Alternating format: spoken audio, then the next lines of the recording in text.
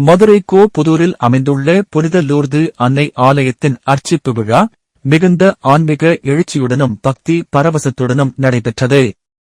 மதுரை உயர் மறைமாவட்ட பேராயர் அந்தோணிசாமி சவரித்து தலைமையில் புதிய ஆலயம் புனிதப்படுத்தப்பட்டு அர்ச்சிப்பு செய்யப்பட்டதுடன் சிறப்பு ஆடம்பர திருப்பலியும் நிறைவேற்றப்பட்டது.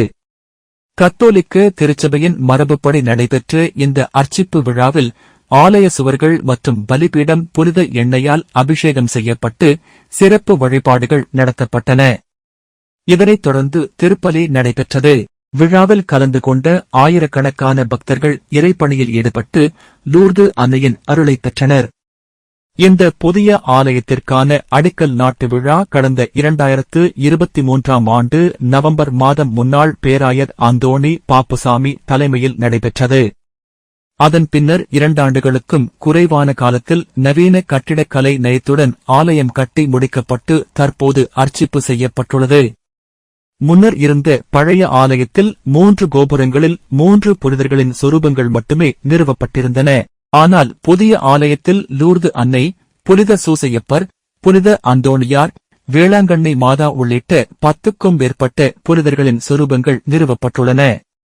இதனால் ஆலயத்தின் ஆன்மீக சிறப்பு மேலும் உயர்ந்துள்ளது. மேலும் பிரான்ஸ் நாட்டின் புகழ்பெற்ற லூர்து நகரில் இருந்து கொண்டு வரப்பட்ட புதுமைக்கல் லூர்து அன்னையின் பீடத்தில் பதிக்கப்பட்டது. இதனை முன்னிட்டு சிறப்பு பிரார்த்தனைகளும் நடைபெற்றன. இந்த நிகழ்வு பக்தர்களிடையே மிகுந்த வரவேற்பை பெற்றது. விழாவில் திருச்சி சலேசிய மறைமாநில தலைவர் லைவர்தாஸ் கென்னடி, முன்னாள் மறைமாநில தலைவர் அகிலன் சர்பரசாதம், பங்கு தந்தை ஜார்ஜ், உதவி பங்கு தந்தையர்கள் பாக்கியராஜ், பிரபு அஜிலாஸ், ஜேபிசன் உள்ளிட்டோர் முன்னிலை வகித்தனர். மேலும் சலேசிய குருக்கள், மறைமாவட்ட குருக்கள், துறவியர்கள் மற்றும் பல்வேறு திருச்சபை நிர்வாகிகள் கலந்து கொண்டனர்.